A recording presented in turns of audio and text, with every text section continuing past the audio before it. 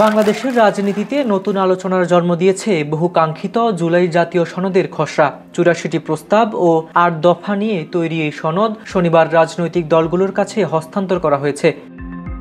জাতীয় ঐক্যমত্য কমিশনের উদ্যোগে তৈরি এই সনদকে আখ্যা দেওয়া হচ্ছে নতুন রাজনৈতিক বন্দোবস্তের দলিল হিসেবে। খসড়াটি ৩টি ভাগে বিভক্ত। প্রথম ভাগে রয়েছে সনদের পটভূমি, দ্বিতীয় ভাগে সংস্কার কমিশনের ৮৪টি প্রস্তাব আর তৃতীয় ভাগে সনদ বাস্তবায়নের ৮ দফা অঙ্গীকারনামা। খসড়ায় স্পষ্ট করে বলা হয়েছে, প্রধানমন্ত্রী নির্বাচিত হলে তিনি কোনো রাজনৈতিক দলের প্রধান হতে পারবেন না। এছাড়া এক ব্যক্তি সর্বোচ্চ ১০ বছর পর্যন্ত প্রধানমন্ত্রীর পদে থাকতে পারবেন। আরও একটি গুরুত্বপূর্ণ প্রস্তাব হলো জাতীয় সংসদ হবে দ্বিকক্ষ বিশিষ্ট।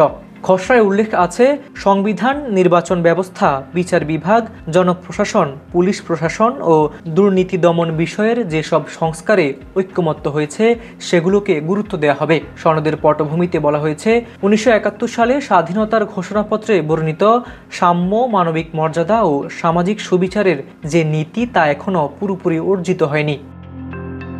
খসড়ায় অভিযোগ করা হয়েছে, গত ১.৫ দশকে আওয়ামী লীগ সরকার সংবিধানের বিকৃতি সাধন করেছে, প্রণয়ন করেছে নিবর্তনমূলক আইন, ধ্বংস করেছে নির্বাচনী ব্যবস্থা এবং বিচার বিভাগ ও জনপ্রশাসনকে দলীয়করণ করেছে।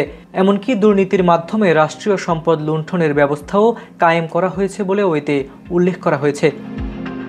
৮৪টি প্রস্তাবের মধ্যে একটি বড় অংশে রয়েছে ক্ষমতার ভারসাম্য আনার পরিকল্পনা।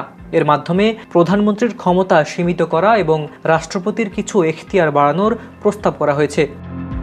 জুলাই জাতীয় সনদ এখনও খসড়া পর্যায়ে। রাজনৈতিক দলগুলো এতে কী মতামত দেবে এবং ভবিষ্যতে এই প্রস্তাবগুলো বাস্তবায়নের সুযোগ আদৌ তৈরি হবে কিনা সেটি এখন বড় প্রশ্ন। মুকিতুর রহমানের রিপোর্টে হাবিবুর রহমান নিশান, খবর সংযোগ।